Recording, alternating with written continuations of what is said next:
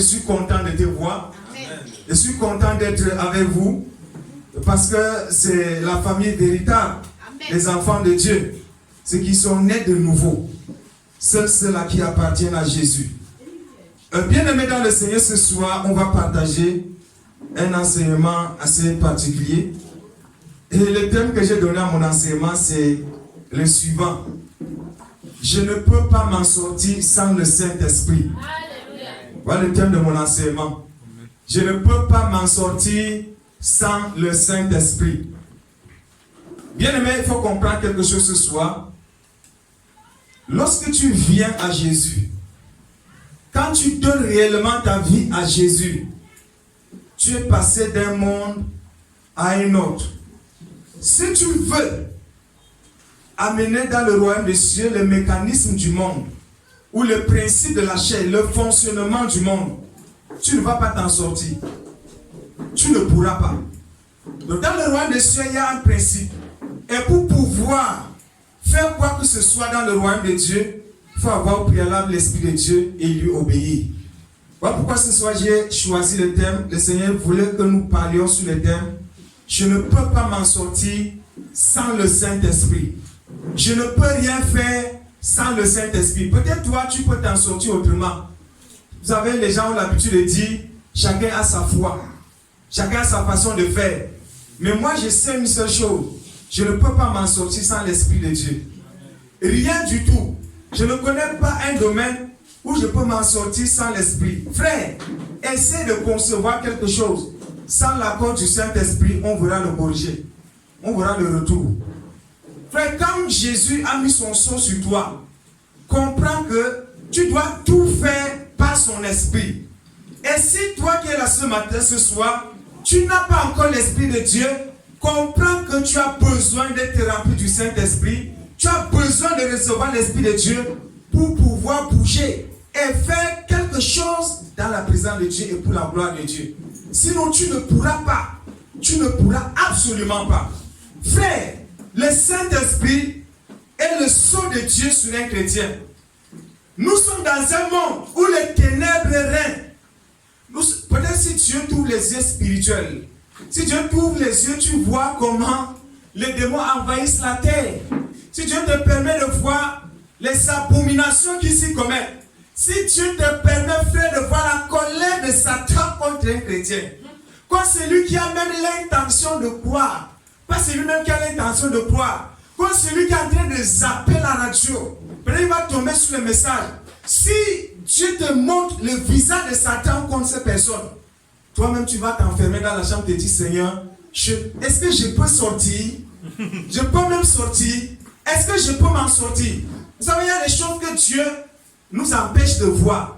Mais cependant, il y a le principe du fonctionnement du monde spirituel et du fonctionnement du monde réel, du monde physique dans lequel nous sommes.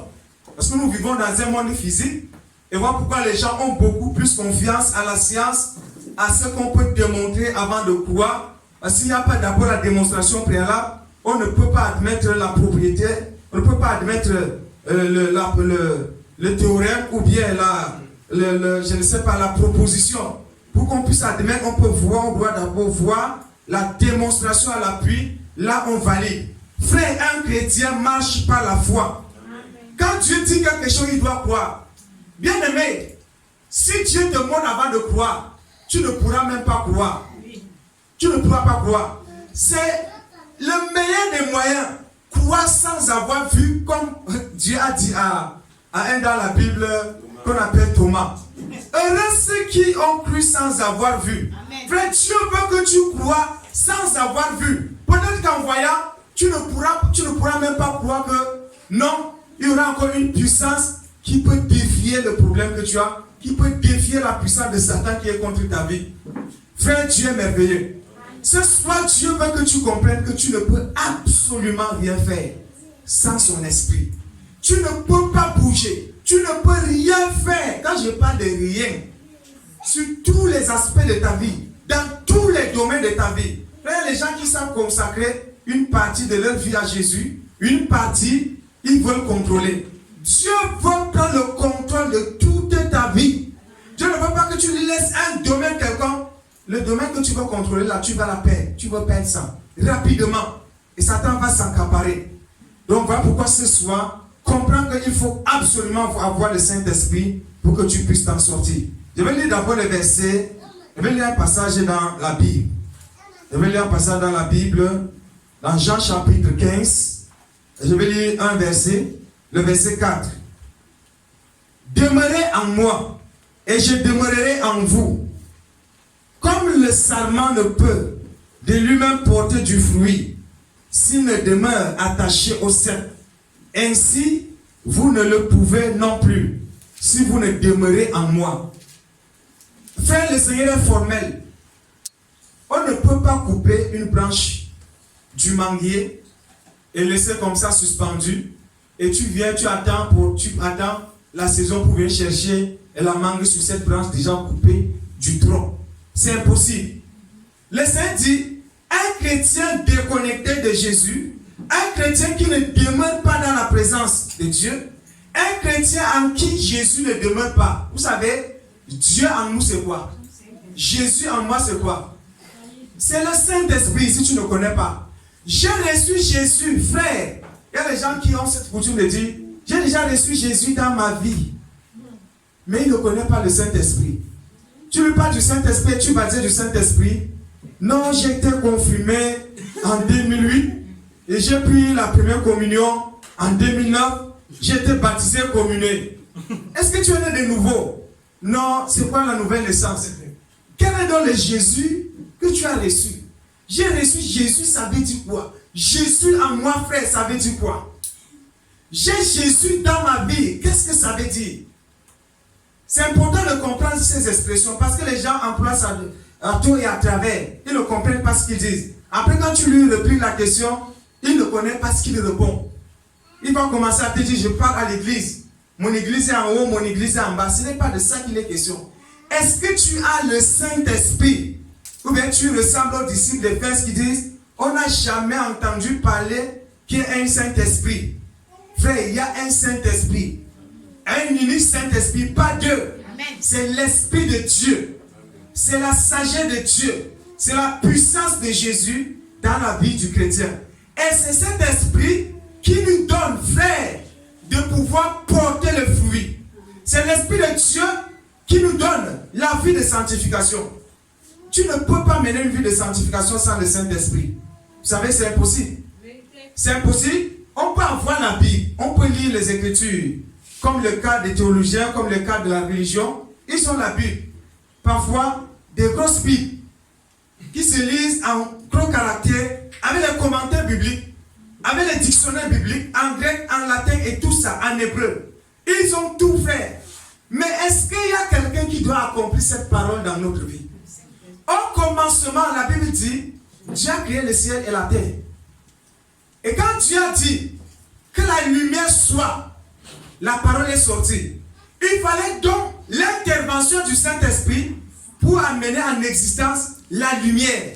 Amen. Quand Dieu a dit que la terre soit, il fallait que le Saint-Esprit soit à côté pour amener à l'existence la terre. Ce n'est pas la parole que nous existons et pas la puissance du Saint-Esprit. C'est le Saint-Esprit qui nous a créés.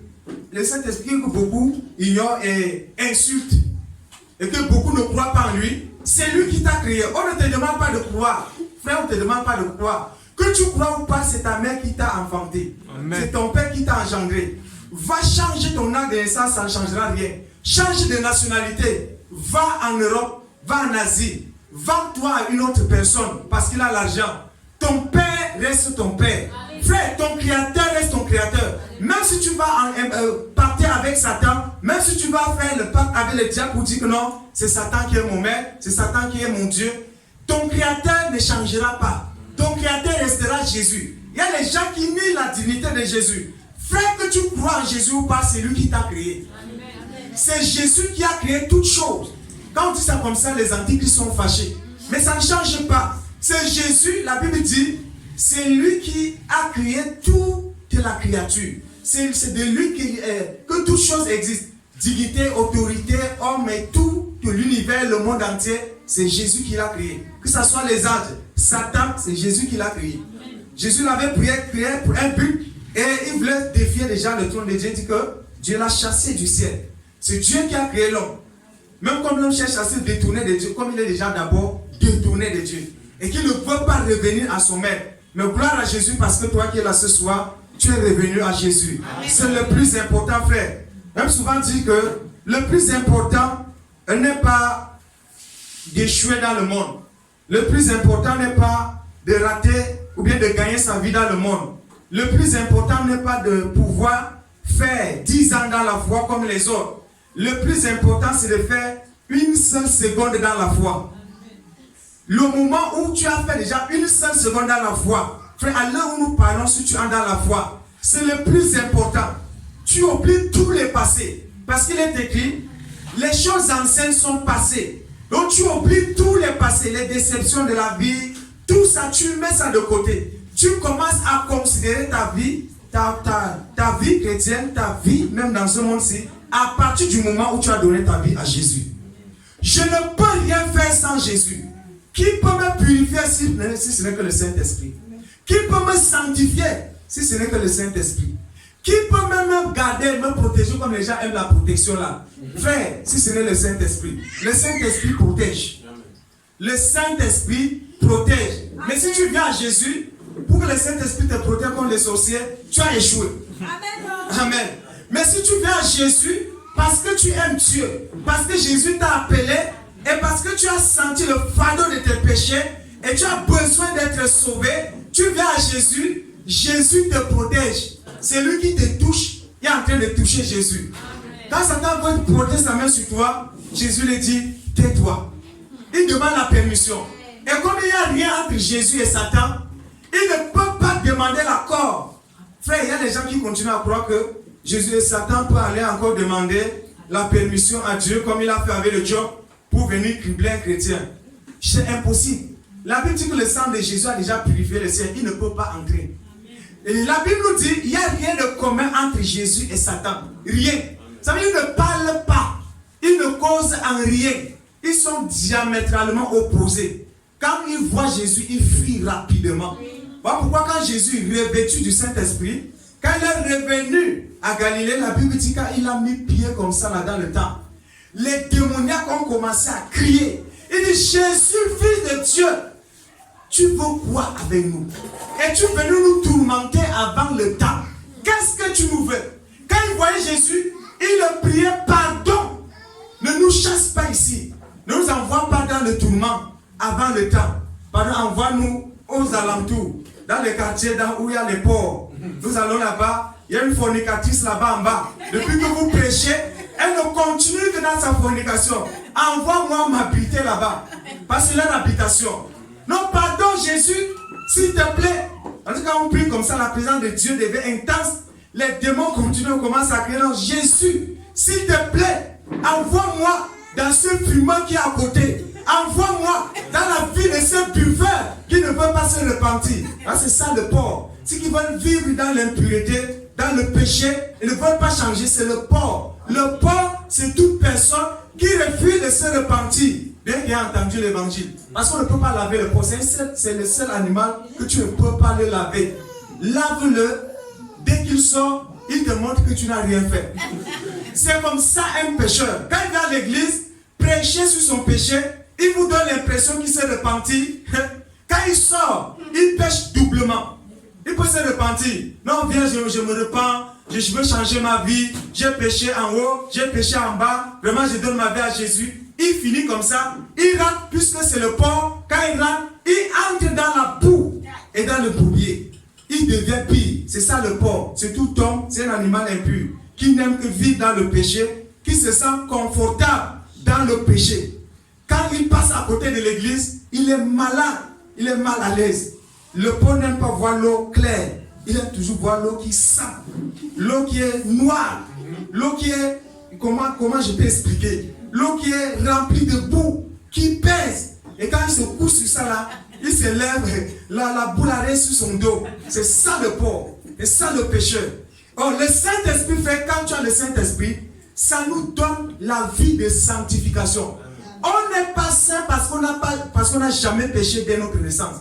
On est saint du moment où on a accepté Jésus comme Seigneur et son sauveur, et son sang a agi dans nos vies, et le Saint-Esprit est descendu sur nous, il a pris le contrôle, parce que le Saint-Esprit en nous, c'est la nature de Dieu, la nature divine de Dieu. Nous avons revêtu Christ, et c'est Jésus que Dieu voit en nous, ce n'est plus l'homme. Il y a des gens qui croient que, pourquoi les païens ne comprennent pas. On dit que non, il y a les saints, dit à un païen, un religieux particulièrement, que je suis saint, le jour-là, il va déchirer son habit. Il va déchirer son habit, il va commencer à crier, voici un menteur. Depuis que je suis sur la terre, c'est aujourd'hui que j'ai vu un menteur. Il dit qu'il y a les saints sur la terre. Il ne comprend pas le principe de Dieu. Frère, c'est Jésus en nous, que Jésus est ma sanctification. Amen. Si j'ai Jésus, je suis saint. Parce que Jésus est saint. Jésus ne peut pas être en moi et je reste pécheur. C'est impossible. Ou Jésus n'est pas là, ou il est là. Si Jésus n'est pas là, malgré l'observation de la loi, malgré l'observation des règles religieuses, malgré le combat charnel que tu fais, comme certains qui pèsent le bien et le mal sur la balance, si le bien pèse mieux, il est saint devant Dieu et sera sauvé.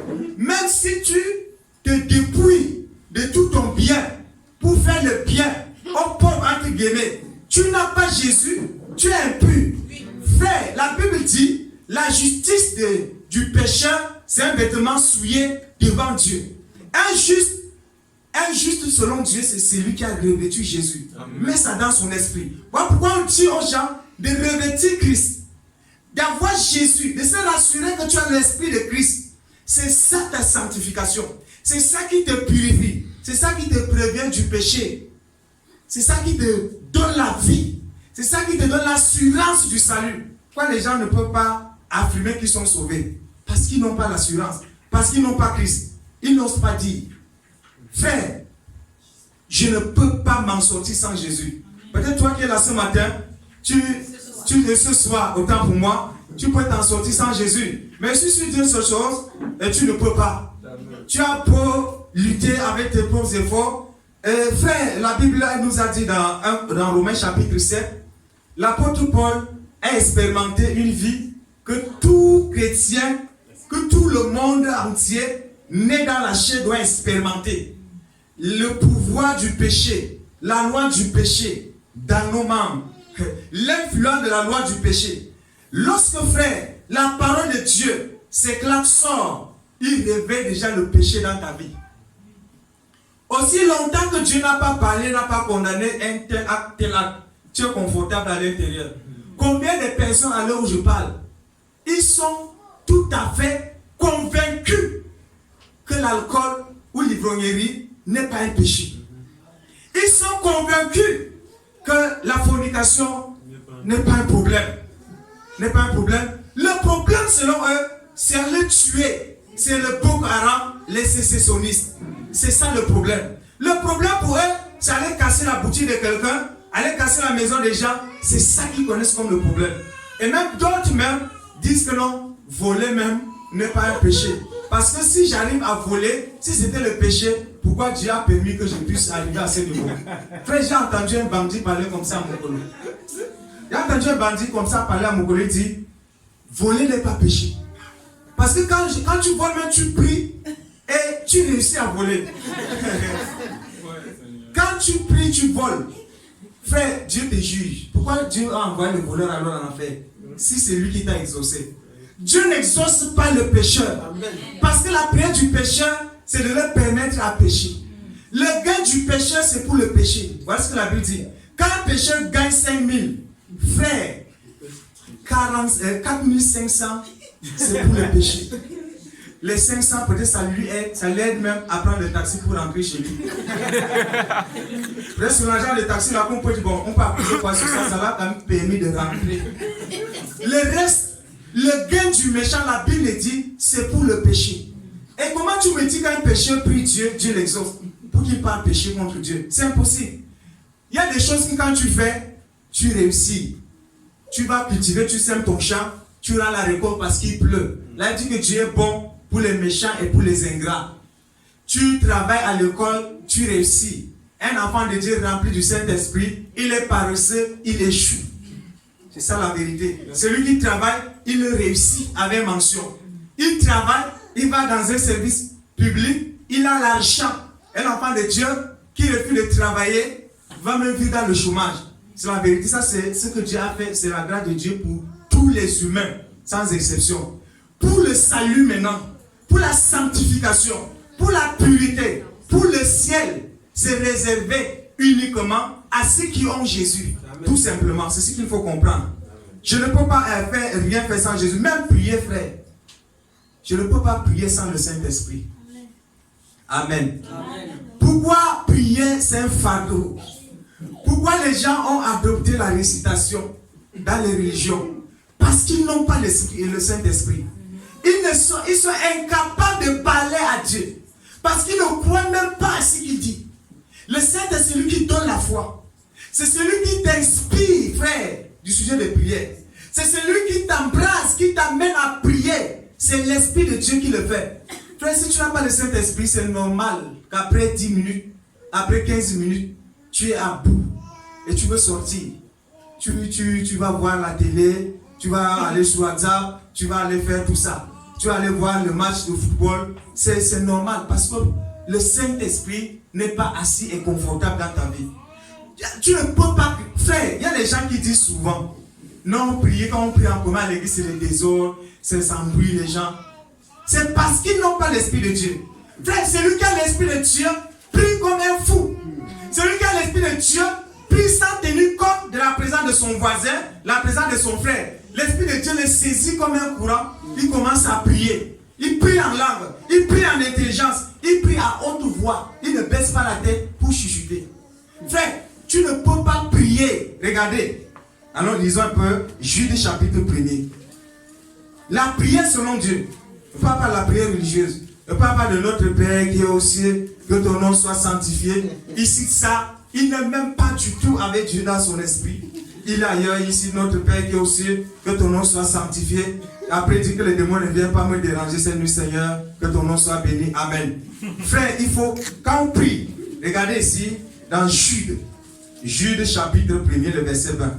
On va voir ce que la parole de Dieu, Jude, c'est à côté de l'Apocalypse. Juste le livre qui est juste à côté d'Apocalypse, c'est ça, Jude. Verset 20. Pour vous, bien-aimés, vous édifiant vous-même sur votre très sainte foi et priant par le Saint-Esprit. Amen. Priant par le Saint-Esprit. Toi, tu pries par quoi? Ou par qui? Frère, toi qui, l'objectif de mon message, c'est de t'amener à aimer le Saint-Esprit. C'est de t'amener à désirer l'Esprit de Dieu. Peut-être tu as refroidi, peut-être tu es désintéressé par le Saint-Esprit, peut-être tu l'as déjà foulé au pied, peut-être pour toi c'est fini, tu peux déjà t'en sortir. L'objectif de ce message, c'est de provoquer dans ton cœur la soif du Saint-Esprit. Si tu n'as pas soif du Saint-Esprit, il ne peut pas venir. Jésus aime entrer dans un cœur qui a soif de sa présence, un cœur qui soupire, un cœur qui sait de tout son être, de tout son contenu, que sans l'Esprit de Dieu, il est foutu, il ne peut absolument rien faire. Moi, je suis convaincu, frère, là où je suis là, je suis convaincu que si Dieu se retire de moi, c'est fini pour moi. Je suis convaincu que si je n'ai pas le Saint-Esprit, ma part est finie. Je ne peux plus m'en sortir. N'est pas comme dans le monde. Peut-être dans le monde, sans le Saint-Esprit, Dieu te voyait encore marcher et tout ça. Tu avais la liberté de faire certaines choses. Tu pouvais avoir un peu la paix. Frère, si tu as l'Esprit de Christ, et tu as goûté que l'Esprit de Dieu est bon, comprends que si tu n'as plus cet esprit-là, c'est fini pour toi. C'est fini. C'est fini comme ça là. Tout est fini. On emballe, on n'en parle plus. Peut-être tu crois que non. Si tu abandonnes déjà Jésus, tu peux t'en sortir ailleurs.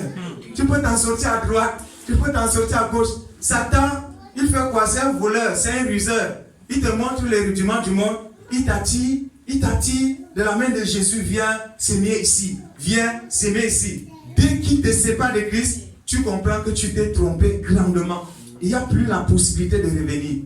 Frère, je ne peux pas faire quoi que ce soit sans le Saint-Esprit. Voilà pourquoi ta prière doit être la suivante. Seigneur, donne-moi de faire ta volonté.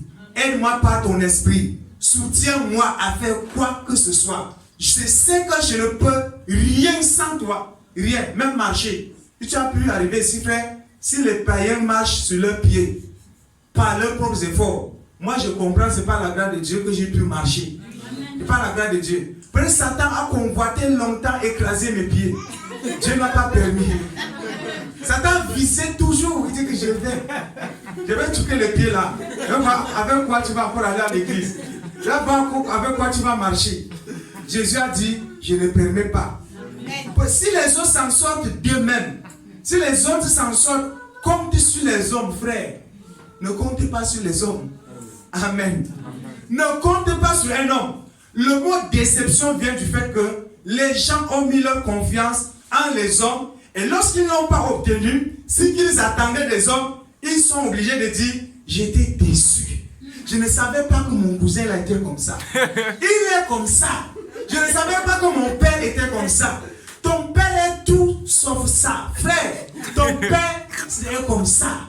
Ton père est comme ça. Puis quand tu as donné ta vie à Jésus, même ta mère, même ton mari, même ta femme, frère, c'est seulement en Jésus que tu peux mettre ta confiance. Je sais que Jésus ne déçoit pas. Amen. Jésus ne vient pas pour flatter les gens. Il y a quoi de bon pour que Jésus vienne même nous sauver? Parfois, quand tu te poses la question, tu t'assois, tu regardes les humains. Pourquoi Jésus est même venu mourir pour ces gens-là? Dieu pourrait même, se fâchant comme ça, plier la terre une fois. Et il ne parle plus des humains. Il ne voit plus ces abominations. C'est-à-dire, il plie la terre comme ça, là, il les écrase, il finit. Il commence avec une autre créature. Mais pourquoi Jésus a décidé de venir souffrir sur la croix pour les misérables pécheurs comme nous, comme ça là? Frère, il n'y a rien de bon en nous qui attire Jésus. Ne crois pas que Jésus t'a sauvé parce que tu étais déjà habile. Il y a des gens qui comptent sur eux-mêmes. Ils savent quand ils viennent à l'église, je serai déjà indispensable là. Et ce que je suis tellement habile dans le chant. Je connais bien chanter, j'ai une belle voix. Donc, on doit me supplier pour chanter. Donc, on doit me convoquer, on doit m'inviter pour chanter. On doit me faire l'enveloppe pour chanter. Frère, tu chantes pour qui? Qui a besoin de ton chant? Frère, on chante pour Dieu. Amen. Quand tu chantes bien là, tu crois que tu as bien chanté, frère. Crois que c'est à Jésus. C'est bien aux oreilles de Jésus, c'est bon. Pour ce qui nous concerne, ça ne nous engage à rien. C'est la gloire de Jésus là-bas. Tu as glorifié Jésus, non? C'est bon. Est-ce que tu vas chanter en mon nom? Est-ce que tu m'as chanté? Le chant, c'est pour la gloire de Dieu. Frère, si tu comprends que ce que tu fais, c'est pour la gloire de Dieu, tu ne vas pas chercher la gloire des hommes là-dedans. Tu ne vas pas chercher à ce qu'on te loue, à ce qu'on t'apprécie, en quoi que ce soit. Je ne peux rien faire sans le Saint-Esprit. Ni prier, ni lire la Bible, ni méditer. Frère, pourquoi? Tu vas voir certaines personnes. Non, quand je lis la Bible, je dors. Quand je lis la Bible, c'est le sommeil qui vient. Je ne retiens même pas. Quand je lis, ça passe. Quand je lis, ça passe comme ça là. Et c'est ça. Peut-être que tu n'as pas expérimenté. Moi, je l'ai expérimenté, frère, étant païen. Quand je me battais de moi-même sans l'Esprit de Christ, frère, tu te bats. Dès que tu commences à lire, c'est comme on a versé le sable dans tes yeux. Et tu commences à dormir. Tu commences à dormir. Il n'y a pas de choses qui te donnent la paresse comme la Bible. C'est des écritures d'abord comme ça là. Tellement petit. Tu vas comprendre quoi dedans. On va se distraire quand on n'a rien à faire. On va quand même lire. On va quand même chercher. C'est le père temps. Le somme passe tôt. Je vais lire quel somme parce que rien ne marche dans ma vie. Frère, c'est toi qui es là. Si on t'a donné un somme sur lequel tu es accroché, moi je te dis ce soir, tu n'as pas l'Esprit de Dieu, tu as besoin du Saint-Esprit. Amen. C'est David et les prophètes, les serviteurs de Dieu, les enfants de Dieu, remplis du Saint-Esprit, qui ont écrit les psaumes. David, lorsqu'il était en difficulté, c'était sa prière pour que Dieu le délivre. Oui. Quand tu es en difficulté, est-ce que tu avais les mêmes difficultés que David? David était soldat, frère. David était militaire. Mais toi, tu es couturier. Toi, tu es couturier. Tu veux que tu as le même problème que David. David n'a pas le même travail que toi. David était soldat, était un vaillant soldat, c'était un vaillant guerrier. Quand il priait, il était inspiré par le Saint-Esprit pour sa propre vie. Frère, toi, quand tu es en difficulté, tu pries comment? Tu viens coller la prière de quelqu'un sur toi. Tu ne peux pas dire à Dieu, voici mon problème, Seigneur. Voici. David, frère, lis l'histoire de David d'abord, dans l'histoire des rois ou dans Samuel. Amen. Tu viens voir la prière de David. C'est en fonction de ses difficultés, c'est en fonction de ses épreuves qu'il priait. Mais toi, tu n'as pas d'épreuve ici au Cameroun, frère. Tu as cherché la prière de David. Tu t'approches, on te donne le somme. Parce qu'il cherche le somme, il cherchait le somme, frère. Le frère de l'homme dit que voilà le somme que j'ai à vous donner. 1 Corinthiens chapitre 6. Voilà le somme qu'on doit donner à tous les païens. 1 Corinthiens chapitre 6 ou Galates chapitre 7 où c'est écrit que ni les ivrognes, ni les efféminés, ni les idolâtres, ni les menteurs, ni les pécheurs, ni les riens, les buveurs de vin, ni les fumeurs de cigarettes n'hériteront le royaume des cieux. Voilà le somme que tu dois lire tous les jours. Ce n'est pas que venir, Seigneur, protège-moi, tue mes ennemis, tue mes adversaires. Quand tu es rempli du Saint-Esprit, tu pries selon Dieu. Le Saint-Esprit t'inspire. Il te donne de prier conformément à la volonté de Dieu. Et ça, tout ton problème. Regardez dans Romains chapitre, regardez un peu Romains chapitre 8. On va voir ce que la Bible dit. Dans Romains chapitre 8, je vais lire le verset 26. De même aussi, l'Esprit nous aide dans notre faiblesse, car nous ne savons pas ce qui nous convient de demander dans nos prières. Mais l'Esprit lui-même intercède par des soupirs inexprimables. Et lui qui sonde les cœurs connaît quelle est la pensée de l'Esprit, parce que c'est selon Dieu qu'il intercède en faveur des saints. Frère, parfois on ne connaît pas ce qu'il faut demander à Dieu. Parfois tu te lèves comme ça là, tu ne sais pas par où commencer à prier. Tu n'as pas le Saint-Esprit, tu vas faire comment? Frère, le Saint-Esprit connaît tes vrais besoins. Toi, tu n'es qu'animé par les émotions de la chair, par la douleur, par les circonstances de la vie. Dès que l'homme trouve un peu la paix, il ne prie plus. C'est fini. Il a déjà trouvé le travail. Si sa prière c'était travail, prospérité, déjà dès qu'il a ces choses-là, qu'est-ce qu'il reste? C'est de ronfler. C'est de ronfler. Jésus, je te rends grâce parce que je suis rentré en paix. Et protège-moi dans la nuit. Amen. On dort, on ronfle. Frère, il arrive souvent que tu ne connais pas ce que tu dois demander à Dieu. Les chrétiens, le moteur de la voiture du chrétien, c'est le Saint-Esprit. Pour dire même, c'est le carburant. Tu ne peux rien démarrer concernant la prière. Tu peux seulement prier par peur. Parfois, quand la peur te saisisse, parfois, quand tu es affligé un peu là, tu peux prier un peu, à peine 30 minutes. Après, tu étais déjà fatigué. J'ai trop prié. Frère, c'est selon Dieu qu'il intercède. Pas des soupirs. La prière en langue. Voilà pourquoi on doit dire aux chrétiens, le baptême du Saint-Esprit est réel. Amen. Tu dois avoir le Saint-Esprit pour prier en langue. Frère, l'intelligence, nous sommes limités. Dieu, les gens ont prié en langue, les prophètes ont prié en intelligence, jusqu'à fatiguer. Même les David ont prié en intelligence. Dieu connaît que la foi, si, c'est un grand combat que la prière en intelligence ne suffit pas pour nous amener, frère. Il faut aller dans une autre dimension. La prière en langue. Comment tu peux rester à l'aise, tranquille? Tu n'es pas basé sur Saint-Esprit. Frère, comment tu ne peux pas arrêter Jésus? Jésus, tu attends quoi depuis? Frère, pourquoi tu te laisses faire? Il y a les gens qui connaissent faire des revendications par les hommes, je ne comprends pas. Dans le monde, qu'on fait fermer un peu la brasserie. Vous allez voir la réaction des Camerounais. Fermer la brasserie. 12 heures demain, où on ouvre, on a tout cassé. Et on ne fait rien. On ne fait rien, tu vas le voir. Frère, parce qu'ils aiment ça. Comment tu ne peux ne pas rêver contre Dieu? Parce que tu n'as pas le Saint-Esprit. Comment tu ne peux pas te mettre debout comme ça là? Jésus, tu vois que c'est normal que je reste comme ça sans le Saint-Esprit? Toi-même, qu'est-ce que tu as dit? Regardez ce que Jésus a dit, frère. Il y a des gens qui s'amusent, qui dorment à l'église, ils sont venus avec la mentalité de la religion. Où on ne parle pas du Saint-Esprit, on ne parle que des histoires qui n'ont ni la queue ni la tête. Ils viennent aussi s'asseoir, amen, on lit, on écoute l'enseignement, amen, on parle, amen. Le amen là même, il faut dire amen en langue même. Amen. Regarde ce que le Seigneur dit. Mais vous, Actes des Apôtres chapitre 1er, Quand les gens, ce soir, je ne peux rien faire sans le Saint-Esprit. Comprends, frère, à partir de ce soir, tu es limité à cause de ce que tu n'as pas l'Esprit de Dieu. Amen. Tu es limité. Tu demandes toujours qu'on prie pour toi parce que tu n'as pas l'Esprit de Dieu. Personne ne te donne l'orientation même dans tes prières, même dans ta vie, parce que tu n'as pas l'Esprit de Dieu. Un chrétien n'a pas besoin d'avoir un policier derrière lui. Oui. Un chrétien n'a pas besoin que le pasteur passe la nuit de prière ou pas de veille de prière pour lui. Quand il a l'Esprit de Dieu, je ne dis pas qu'un pasteur ne prie pas pour un chrétien. Il ne peut pas demander la prière du pasteur. Je dis que quand tu as le Saint-Esprit, frère, il y a des choses que tu dois contrôler dans ta vie toi-même, par le Saint-Esprit, et non par le pasteur. Amen. Jésus était fâché contre ses disciples, frère. Lorsque dans la barque était battue par le flot. Ils ont réveillé Jésus pendant que Jésus se reposait.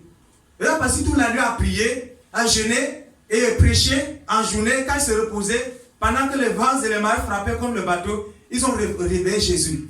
Jésus ne les a pas loués. Il a dit, pourquoi me réveillez-vous? Homme de peu de foi. Jésus leur a reproché. Jésus leur a dit, ça, c'était à votre dimension, frère. C'est à ton niveau.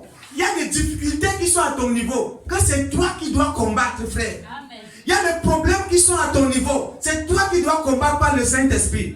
Tu dois t'exercer avec le Saint-Esprit pour grandir toi-même spirituellement avec Jésus. Amen. Mais vous, Actes des Apôtres chapitre 1er verset 8.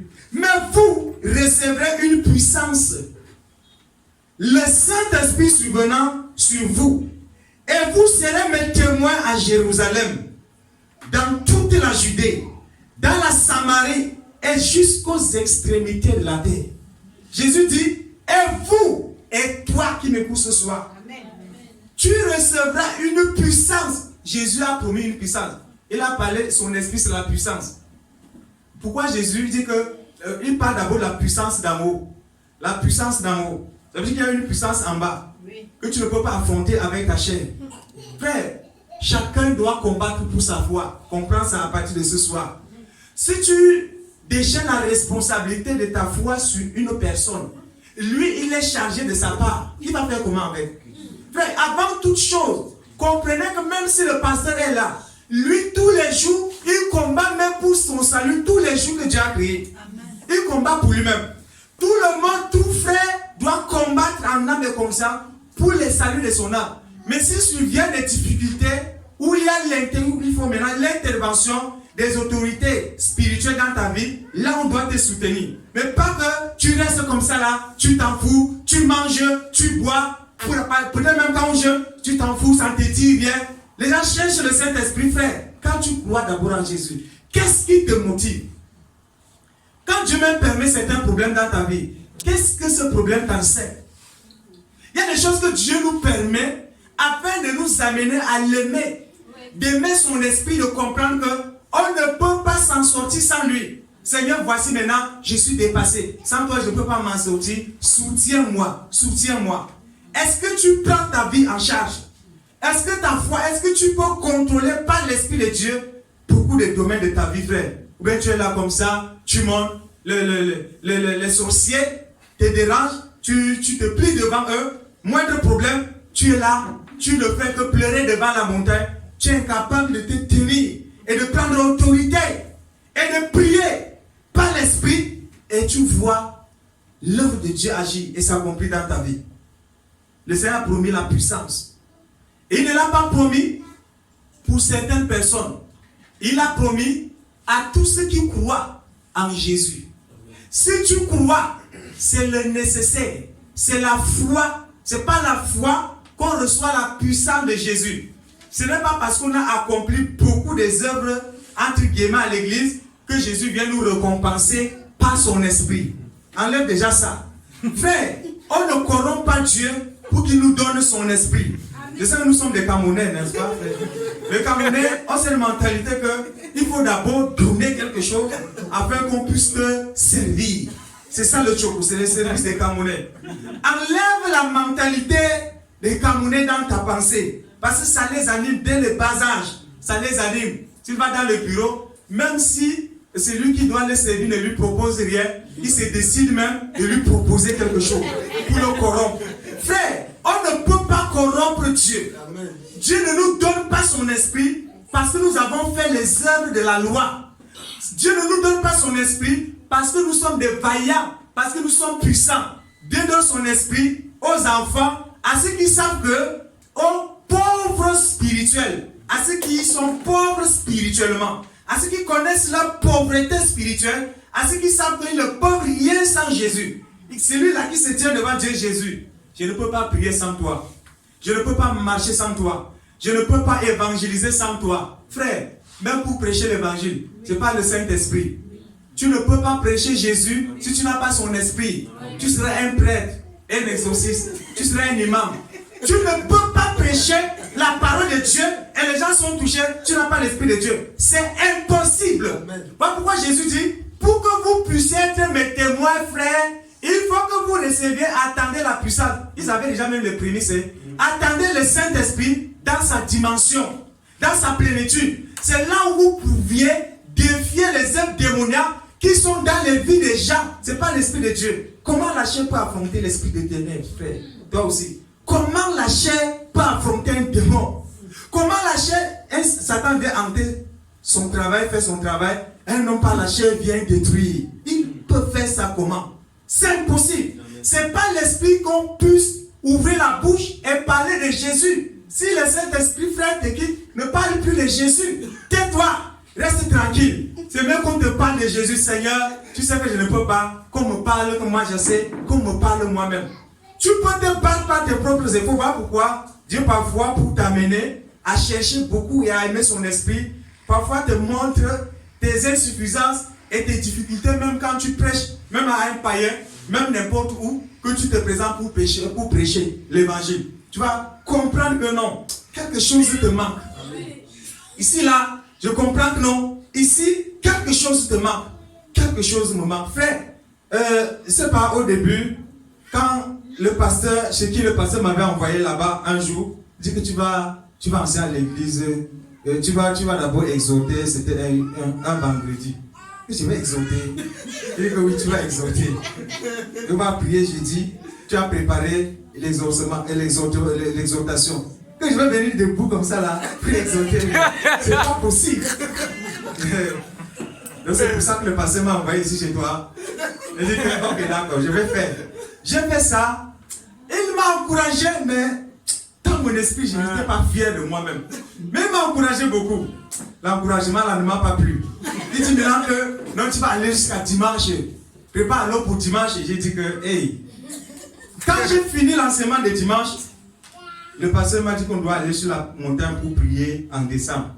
J'ai dit que le jour-là, je ne descends pas sans le Saint-Esprit. J'ai compris que non, ici là, frère, même si on dit que non, c'est bien, c'est touché, c'est bien, Dieu agit, tu vas comprendre que tu as eu des insuffisances en toi. Tu vas comprendre que la main de Dieu n'était pas suffisamment à l'œuvre. Tu vas comprendre, et quand tu sors, tu deviens même comme un plastique que le vent peut emporter. Je dis que frère, non, la fait si on continue à me faire ça, moi je vais fuir l'église. Et si on continue à me faire ça, moi je vais seulement fuir l'église sans informer. Et je change le numéro une fois. Pourquoi? Parce que je n'avais pas l'esprit de Dieu. Frère, tu ne peux pas prêcher. Regardez ce que l'apôtre Pierre dit. Dans 1 Pierre chapitre 1er.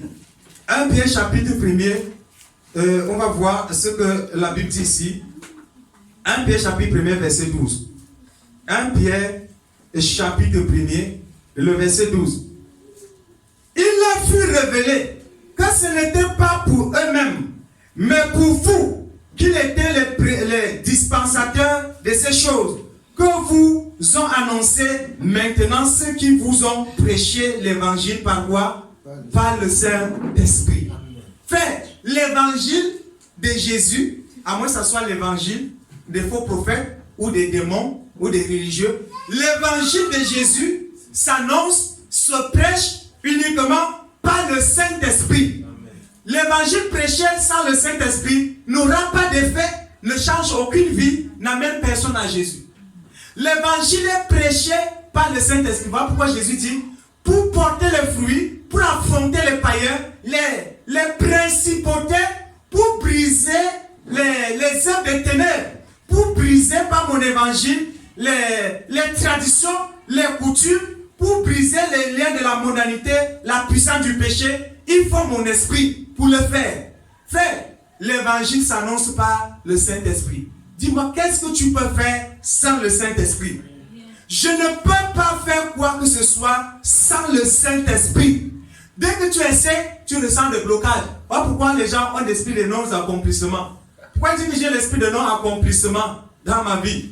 Ça ne marche pas. Tout ce que j'essaie, comme une femme m'a dit ce soir, non, ça ne marche pas dans ma vie. C'est le blocage, les oppressions, l'esprit de non-accomplissement. Les portes sont fermées. Comment je peux te dire même? Les mots n'existent pas dans notre vie pour t'expliquer mon problème.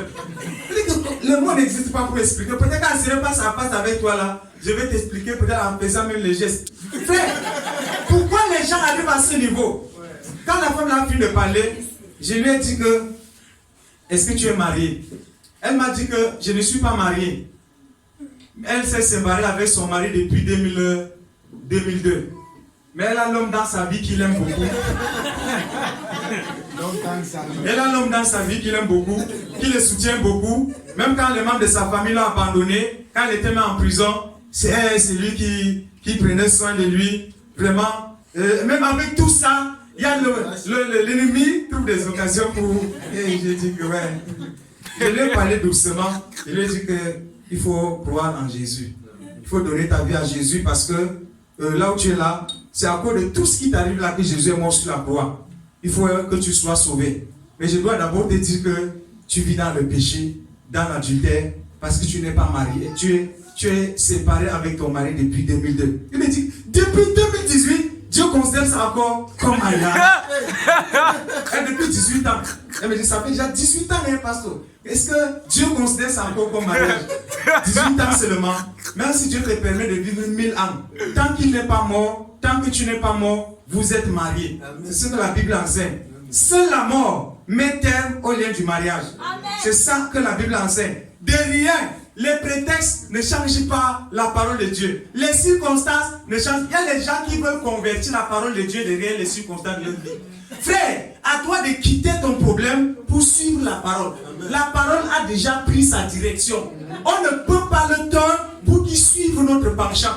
À toi de quitter ton problème, tu t'alignes derrière la parole. Et la parole maintenant prend soin de toi. Si tu es marié, aussi longtemps que ta femme ou ton mari est en vie, devant Dieu, tu es marié. Tu épouses un autre homme, tu épouses une autre femme, tu es adultère perpétuel. C'est ce que la Bible enseigne. C'est inchangeable. On ne peut pas changer, frère. Ok, elle a compris.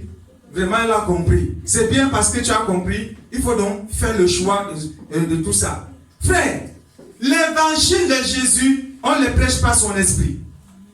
On ne peut rien faire sans le Saint-Esprit. Sans l'Esprit de Dieu. Sans l'Esprit de Dieu. On va voir, avant de finir là, parce que le temps nous presse. Allons-y encore voir la place du Saint-Esprit dans la vie du chrétien. Ce qui s'appelle chrétien, si je suis chrétien, quelle est la place du Saint-Esprit dans ma vie? Jean chapitre 14, je lis la page verset 15. Si vous m'aimez, gardez mes commandements. Et moi, je prierai le Père, et il vous donnera un autre consolateur, afin qu'il demeure éternellement avec vous, et non pour 2 jours, et non pour 3 jours. Afin qu'il demeure éternellement avec vous. Jésus appelle son esprit, son consolateur. Les païens de l'islam appellent ça Mohamed. Ça me fait mal et ça m'énerve quand je le vois entendre parler des choses bêtises. Jésus même a prêché, a prophétisé la venue de notre Messie, de notre prophète. Sur la liste des faux prophètes même, Mohamed n'existe pas. Amen. C'est un rejeton qui sort de nulle part, on ne comprend même pas. La Bible ne fait pas mention, il ne le connaît même pas. C'est un même marabout du village qui verse les scories pour tromper les villageois, pour ouvrir l'argent. Même comme faux prophète, on ne peut même pas classer ce monsieur. Alors le faux prophète au moins parle au nom de Jésus. Frère, le consolateur dont il est question ici, c'est le Saint-Esprit. L'esprit de vérité que le monde ne peut recevoir. Voilà pourquoi il faut te dépouiller de la mondanité. Si tu veux l'Esprit de Dieu, sépare-toi de la mondanité. Jésus ne donne pas son esprit à un mondain. Jésus ne met pas son esprit où il sera mal à l'aise. La Bible dit que le monde est une inimité, l'amour du monde c'est une inimité contre Dieu. Si tu te fais ami du monde, tu te déclares ennemi de Dieu. C'est-à-dire que tu te présentes déjà dans le connaisseur de Dieu. Frère, la Bible dit ici que l'esprit de vérité, que le monde ne connaît pas, le monde ne peut même pas recevoir. Jésus ne donne pas son esprit à un mondain. Je vois pourquoi ceux qui prêchent en langue, qui prient en langue, bra, avec les cheveux de chinois, tu vois, Isabelle dans une église, elle prie en langue, elle parle du Saint-Esprit, elle parle du baptême du Saint-Esprit, elle prêche sur le Saint-Esprit, elle impose même la main aux gens pour qu'ils reçoivent le Saint-Esprit. Frère, quel Saint-Esprit? Jésus dit que le monde ne peut pas recevoir son esprit. Tu aimes le monde, continue avec le monde. Si tu aimes Jésus, sépare-toi de Jésus, sépare-toi du monde, il te donne son esprit. Et tu vas marcher avec son esprit. Parce que le monde ne le voit pas. Et le monde ne le connaît pas. Vous le connaissez. Car il demeure avec vous. Il sera en vous. Je ne vous laisserai pas orphelin. Je viendrai à vous, frère. Jésus dit ceci. Je ne vous laisserai pas orphelin. Est-ce que tu comprends ce soir? Toi qui vous connaissez ce qu'on appelle orphelin. Peut-être que tu n'as pas expérimenté l'orphelin ici. Hein? Tu n'as pas expérimenté l'orphelin, ce que c'est que l'orphelin. Tu perds ta mère, tu perds ton père. Tu vas voir ce que veut dire l'orphelin.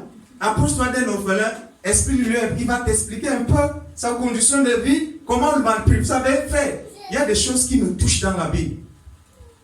Il y a des choses dont tu peux poser que Dieu s'arrange à te rendre. C'est lui qui viole le droit de l'orphelin et de la veuve. Dieu ne les laissera jamais impunis. Dieu dit, si tu traînes l'orphelin, je vais te tuer, tes enfants seront des orphelins. Il dit, si tu maintiens la veuve, je vais te tuer, cet enfant sera veuve. Frère, l'orphelin ne peut rien de lui-même, ne peut revendiquer quoi que ce soit. On lui arrache son droit, on peut le chasser de la maison de son père, on peut arracher même son héritage. Ce que son père lui a donné, on l'arrache. Frère, Jésus dit que je ne vous laisserai pas orphelin. Est-ce que tu comprends ce soir que tu es un orphelin, toi qui n'as pas le Saint-Esprit? Quand tu comprends que tu es un orphelin et qu'il y a moyen de t'adopter, frère, ne passe pas 5 minutes sans avoir reçu l'adoption. Amen. Ne dis pas, ne passe pas 5 minutes sans que Jésus ne soit présent dans ta vie, en esprit et en vérité. Et tu contemples sa présence. Parce que tout croyant qui croit en Jésus, sans Saint-Esprit, c'est un orphelin. Frère, les gens du monde ont leur père. Leur père, c'est Satan. Ils se glorifient de Satan. Ils bénissent leur mère tous les jours. Mais toi, tu es en inimité avec Satan. Il est ton ennemi. Et tu n'es pas complètement avec Dieu. Imagine ton sort. Satan va t'écraser. Il va te faire ça dur. Le monde va te faire ça dur. Même pas à un niveau même les membres de ta famille vont se lever contre toi pour te combattre. Tu vas faire comment si tu n'as pas le Saint-Esprit? Qui va te consoler dans ton affliction? Qui va te consoler dans ta douleur? Frère, il y a des choses qu'aucun homme ne peut te consoler si ce n'est l'Esprit de Dieu. Amen. Il y a des choses quand ça t'arrive, il n'y a que la personne du Saint-Esprit seul qui peut te consoler. La sœur peut te proposer les cantiques, ma sœur c'est comme ça vient. Oui ma sœur, j'ai compris, que Dieu te bénisse, mais ça n'a pas marché. Il fallait l'intervention de la personne du Saint-Esprit pour que tu sois la paix, pour que tu retrouves la paix, pour que tu retrouves le calme. Qui va te consoler dans tes afflictions? Qui va te soutenir dans tes épreuves, dans le combat? Frère, un chrétien sans le Saint-Esprit, c'est un chrétien vaincu. C'est un chrétien orphelin. Un chrétien orphelin, il est battu tout le temps. Il ne peut rien faire. Il dit, je ne vous laisserai pas orphelin. Je viendrai à vous. Encore un peu de temps, et le monde ne me verra plus. Mais vous me verrez. Car je vis, et vous vivrez aussi. Amen. Nous vivrons aussi avec Jésus. Nous vivrons aussi par Jésus. Mon frère, ma soeur, toi qui es là ce soir, est-ce que tu as la vie sans le Saint-Esprit? Est-ce que tu as la consolation du Saint-Esprit ou la consolation d'un homme? Ou la consolation d'un papa? Ou la consolation de quelqu'un? Frère, même si on te console même à l'église, même si Dieu même permet à un frère de te consoler, ce n'est pas le biais du Saint-Esprit.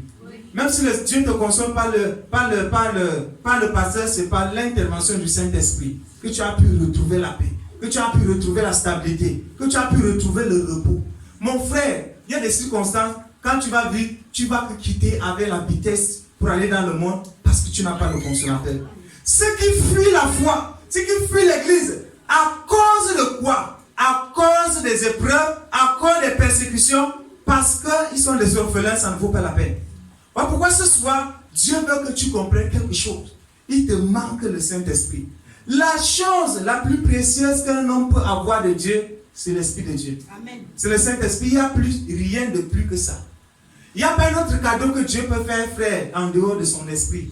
Il n'y a pas un autre en dehors de ça. Nous adopter, nous faire passer de l'enfant de Satan pour enfant de Dieu. Enfant adoptif. Satan te voit comme ça. Et tu es un laissé-passer. Satan te convoite. Il ne peut rien. Il te lance les flèches. Il ne peut pas. Il cherche les moyens pour t'entraîner dans le péché afin d'avoir accès à ta vie. Voilà pourquoi même le Saint-Esprit nous prévient du péché. Nous prévient des dangers. Il peut nous prévenir d'une manière ou d'une autre qu'il y a un danger devant. Attention, fais comme ça pour échapper à cela. Parfois même, peut t'esquiver de ça sans que tu ne t'en rendes compte. Voilà pourquoi à tous les temps et à tous les niveaux, nous devons apprendre à rendre grâce à Dieu, frère.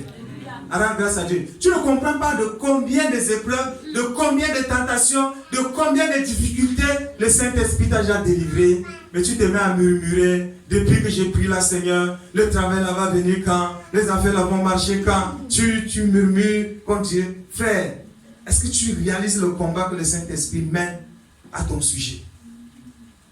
Est-ce que tu es orphelin ce soir? Dieu dit, je ne te laisserai pas orphelin. Ce n'est pas moi qui ai parlé, ce n'est pas le frère Albert qui l'a dit.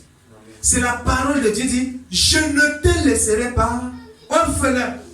Ça veut dire que je ne te laisserai pas sans mon esprit.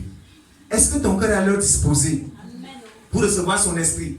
Est-ce que ton cœur est disposé pour recevoir l'esprit de Dieu? L'esprit de vérité. On ne le reçoit par la foi. Et c'est la promesse de Dieu. Et c'est pour tous ceux qui croient en Jésus. Et ce ne sont pas pour les gens du monde. Dieu peut donner à tous sauf aux mondains. Amen. Je ne peux pas m'en sortir sans le Saint-Esprit. Je ne peux rien faire dans ma vie sans le Saint-Esprit. Je ne peux rien concevoir sans le Saint-Esprit. Le Saint-Esprit va nous dire, le dernier passage que je vais lire, avant de s'arrêter ce soir, je vais lire le dernier passage dans Jean chapitre 16. J'ai encore beaucoup de choses à vous dire, mais vous ne pouvez pas les supporter maintenant. Quand le consolateur sera venu, l'esprit de vérité, il vous conduira dans toute la vérité. Frère, vous voyez, le Saint-Esprit dit, Jésus dit qu'il vous conduira dans toute la vérité. Ça veut dire que quand je suis en communion parfaite avec le Saint-Esprit, frère, les frappeurs, les hommes du monde, le mensonge, le ténèbre ne peuvent pas m'envahir. Les gens ne peuvent pas te renverser et te mettre dans des difficultés ou te frapper bizarrement comme on voit aujourd'hui là.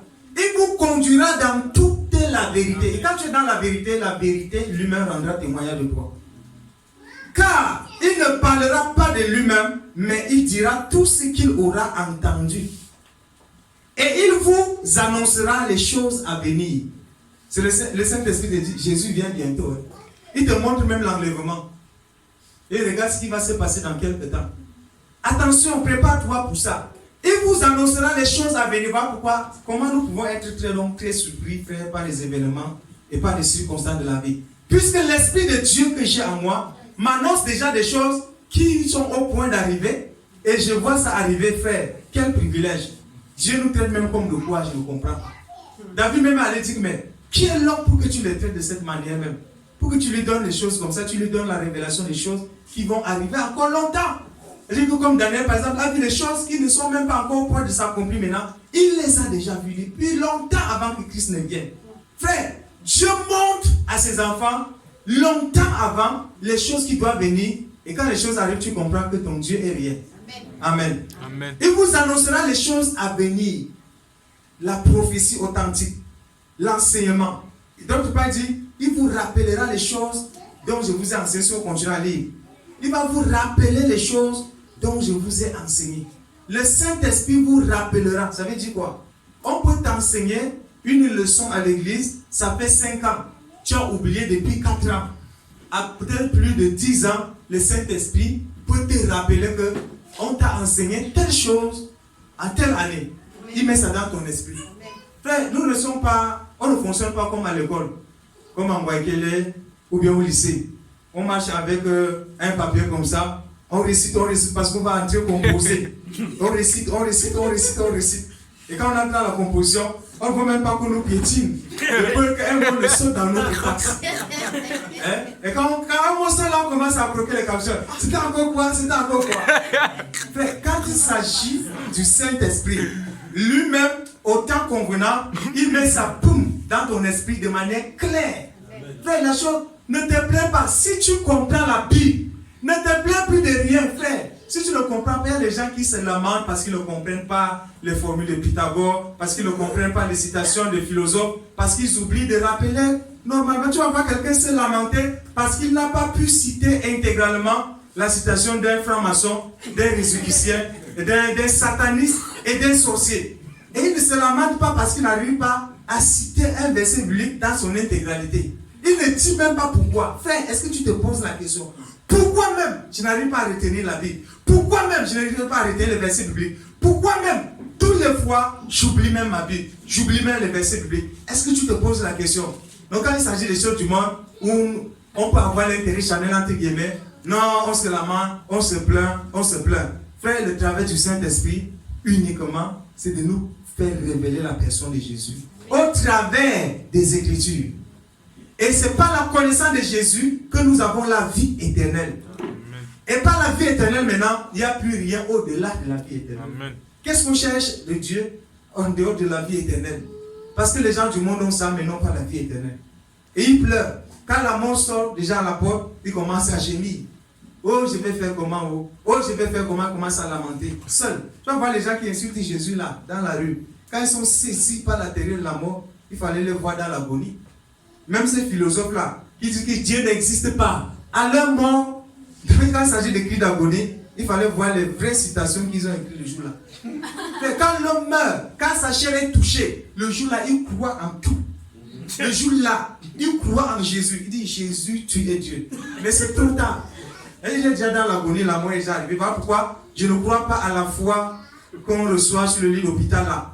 Quand quelqu'un est déjà dans le coma, on vient lui souffler l'évangile dans les oreilles. Jésus sauve et guérit. Jésus envoie au ciel. Repends-toi. Frère, ce n'est pas la foi là-bas, ça c'est la folie.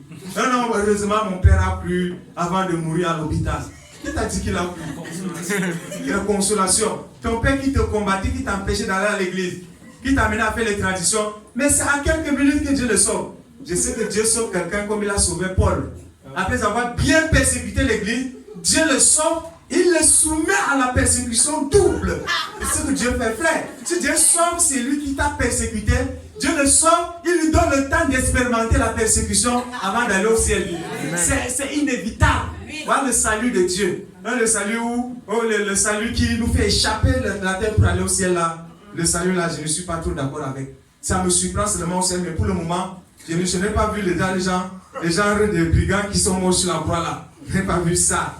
Gloire à Jésus. Amen. Est-ce que ce soir, tu sais que Dieu peut te donner son esprit? Est-ce que tu sais ce soir que sans l'esprit de Dieu, tu ne peux rien faire? Est-ce que tu sais ce soir que c'est parce que le Saint-Esprit, c'est le défaut du Saint-Esprit en toi qui te limite dans tes actions, dans ta foi, dans ta vie spirituelle? C'est le défaut du Saint-Esprit qui t'amène à ne pas bien prier, à être trop limité dans la prière, à être très limité même quand tu prêches, à être très limité dans tous les aspects de ta vie. C'est le défaut de l'Esprit de Dieu. Donc c'est la chose qu'il faut avoir, frère. Il n'y a rien de plus que ça. Gloire à Jésus. Amen. Donc on va arrêter comme ça pour ce soir. Que le nom du Seigneur soit béni et glorifié au nom de Jésus.